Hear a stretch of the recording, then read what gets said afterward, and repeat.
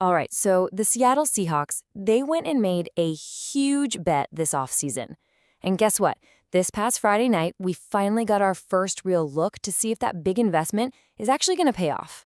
And look, when I say massive, I am not kidding. We're talking about $100.5 million for quarterback Sam Darnold. That's a 3-year deal. You don't drop that kind of cash without some seriously high expectations. So you've got all this money on the line, all this pressure. It really boils down to one simple question, right? For his first game in front of the home crowd, how did the guy actually look out there?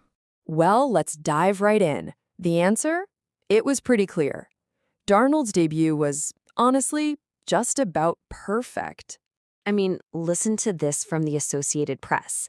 They said he looked the part of a franchise quarterback. Wow. Talk about a first impression. That sets the bar incredibly high, right from the jump. And you know what? He totally earned that praise. His night was short, sure, but it was flawless. He only played one series, went 4 for 4, 34 yards. You can't draw up a better start than that. It's impossible. And get this, he wasn't just a statue back there in the pocket. Nope, he was moving, rolling out to his left, rolling out to his right, and still dropping dimes. That's the kind of poise, that's the kind of athleticism the Seahawks put all that money on. Okay, so Darnold was impressive, for sure.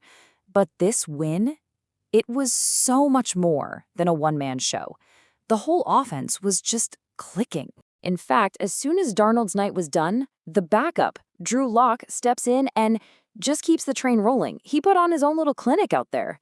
That right there shows you they've got some real depth at the most critical spot on the field. I mean, just look at this stat line. 10 of 12 passing, 129 yards, and 2 touchdown passes to Jake Bobo. He was sharp, he was on target, just a really, really impressive night from your number 2 guy.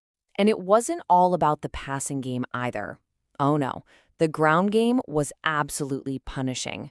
They found the end zone twice on the ground. This was a completely balanced attack.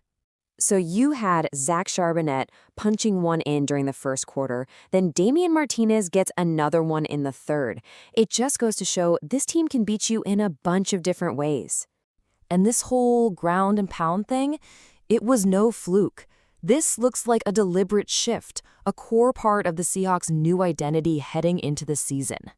And to really get how big a deal this is, you have to look at last year. In 2024, they had one of the worst rushing attacks in the entire NFL.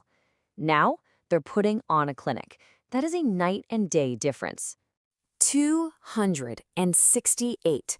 That's how many yards they rushed for in this one game. That number just screams dominance at the line of scrimmage. And the crazy part? It wasn't just one guy doing all the work. They had 5 different players rush for at least 30 yards.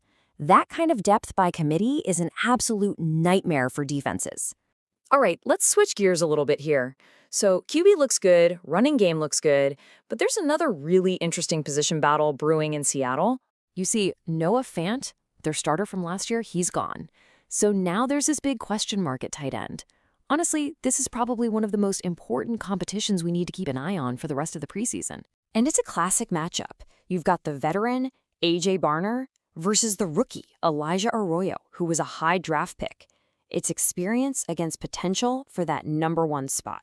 So how'd they do in this game? Well, both of them got involved. They combined for 3 catches, 24 yards, and maybe most importantly, no drops. They showed some really reliable hands out there. So when you step back and look at the whole picture, it was just a dominant performance. But we have to put it in perspective, right? What does this all really mean? Okay, let's be real for a second. Context is everything. Yeah, the Seahawks won 33-16, but the Chiefs sat guys like Patrick Mahomes and Travis Kelce. So, yeah. But you can only play who's on the field, and the Seahawks defense was just lights out, giving up only 3 points in the entire second half. That's impressive no matter who you're playing. So even when you factor in that it's just preseason, you can't deny it was a commanding win. Offense, defense, passing, rushing, every single phase of the game, they just looked sharp. And that's really the big question we're all left with, isn't it? As we look ahead to the real games, was this a sneak peek of a new Seahawks powerhouse? Or is it all just preseason hype? I guess we're all going to have to wait and see.